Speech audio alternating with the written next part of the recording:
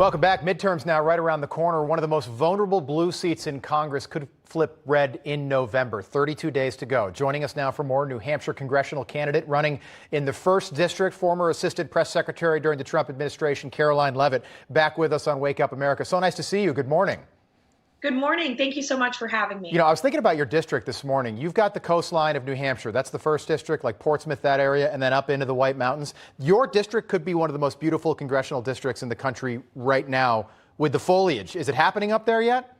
That is true. I wish I could show you outside my window. We have the beautiful fall foliage, the seacoast of New Hampshire, the lakes region.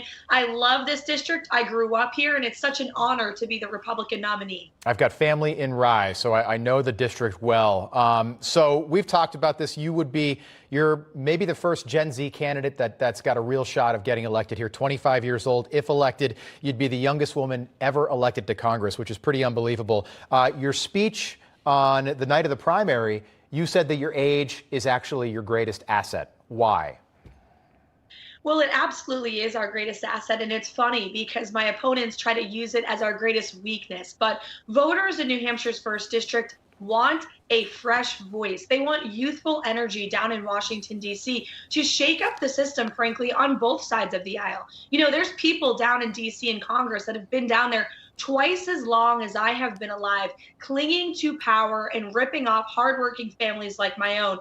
That's why I got involved in this race in the first place. And then secondly, as a conservative Republican, we need to elect young voices like mine because I live amongst a generation, Generation Z, that is unfortunately being taught socialism, cultural Marxism by the left, and it's working. It's in every institution in this country, starting in our public schools, higher education universities, the mainstream media, big tech, Hollywood, you name it. It's indoctrinating my generation. And we desperately need a young conservative voice to wake up these voters so not only we can win elections, but we can save our country as well. Yeah, good point. Chris Pappas, Democrat, elected in 2018 up there in the 1st District. What's the biggest issue to voters in that district and in your state? I think it's so interesting that we hear so much about the fentanyl crisis in a state that couldn't be farther away from the southern border, a state that borders Canada, New Hampshire.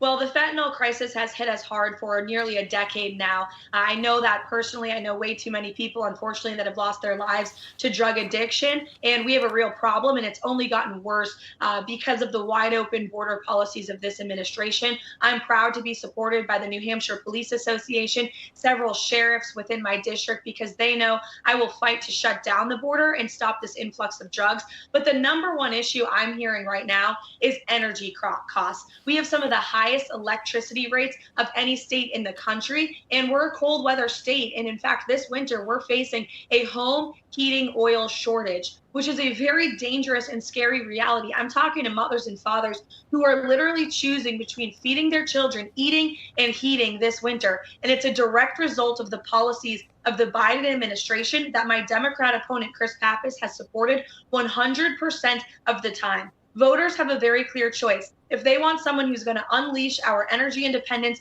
drive down costs at the pump and our electric rates, they have to vote Republican this year, or else these skyrocketing prices are only going to continue. Yeah, good point. Your opponent has voted with the administration over 90% of the time in the last 20 months. Just quickly, when you talk about that and gas prices and energy, how big a deal is that going to be? Do you think that makes a difference on November the 8th to voters now that gas prices are going back up again?